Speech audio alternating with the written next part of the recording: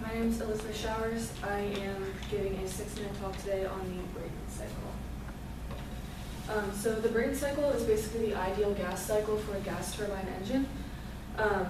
It's an engine cycle where both the compression and expansion processes take place in a rotating machinery.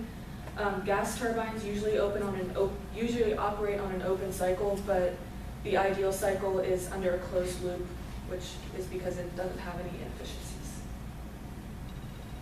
So the open versus the closed cycle, you can see that the main difference is that in an open cycle, they take in fresh air, it goes through, they take in fuel in the combustion chamber, and they output exhaust gas. But in a closed cycle, it keeps the same air inside of it and reuses the same air and uses a heat exchanger to input and output heat rather than using the environment and a combustion chamber. So the Brayton cycle is made of 4 internally reversible processes. The first is isentropic compression. So basically, it goes into the compressor, the air is compressed, so the pressure is increased. It goes into the heat exchanger where the temperature is increased. And then in the turbine, the pressure is decreased, which causes power generation, which creates a work output, which is what you are getting from the cycle. And then the air is circled back into the heat exchanger where it is outputted.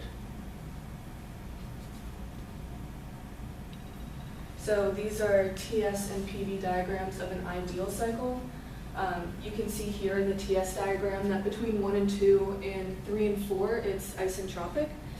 And you can see from the PV diagram that between 2 and 3 and 4 to 1, it's a constant pressure, which would not happen realistically, but as an ideal cycle, you can assume that there are no losses. So you can assume that that is perfectly the same pressure and isentropic. So some of the important equations with calculations for the Brayton cycle, first of all, is the energy balance. So the energy balance is basically the heat input minus the heat output plus the work input minus the work output is equivalent to the enthalpy at the exit minus the enthalpy at the inlet. And to find these values, your heat input is your enthalpy at the third stage minus the second, which is equal to Cp of T times T3 temperature 3 minus temperature 2.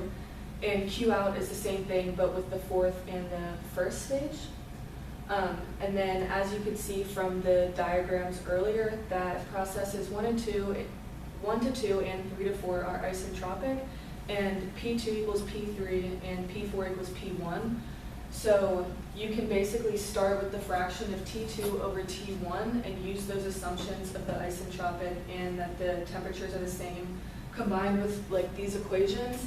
And you can basically simplify it and substitute the equivalent pressures in, like P2 and P3, P1 and P4, because they are the same, and basically get the equation that T2 over T1 is equivalent to T3 over T4.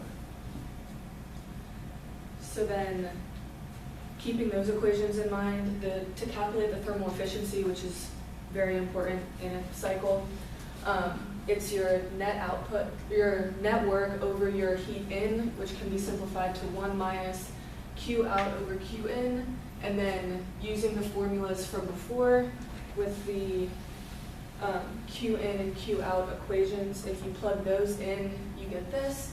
And then substituting in the equivalent temperatures, you can then simplify this equation to this, where Rp is the pressure ratio, which is P2 over P1, and K is the specific heat ratio.